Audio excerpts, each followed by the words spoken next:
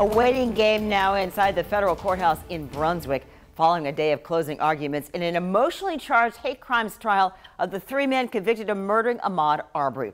Now, here are three things you need to know. After 6 days of testimony, the 12-member jury began deliberating about 3 o'clock today.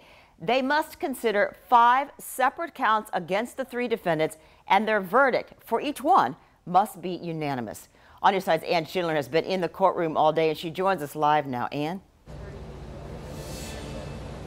Well, it was another difficult day of testimony today, Jeannie, both for spectators and for jurors, as prosecutors hammered home the many racist statements that these 3 defendants had uttered.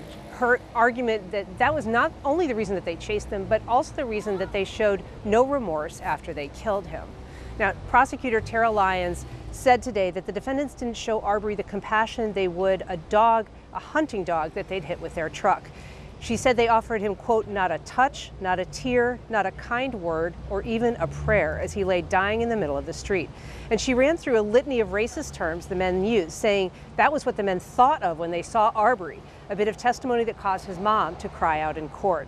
The attorneys for the 3 men didn't defend their client's racist attitudes, but they insisted the reason the men chased Arbery was not because he was black, but because they recognized him from surveillance video of his 4 prior nighttime visits to Satilla Shores.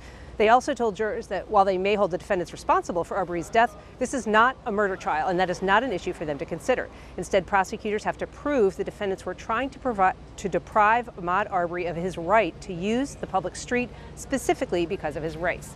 Now, just a short while ago, the judge said she'd gotten a question of a sort from the jurors who said, how much time do we have to deliberate? We're still deliberating. So she brought them in, she sent them home. She said they will report back tomorrow at 9 a.m. and begin their deliberations again. We'll, of course, be covering that here in Brunswick. Ann Schindler, First Coast News, on your side.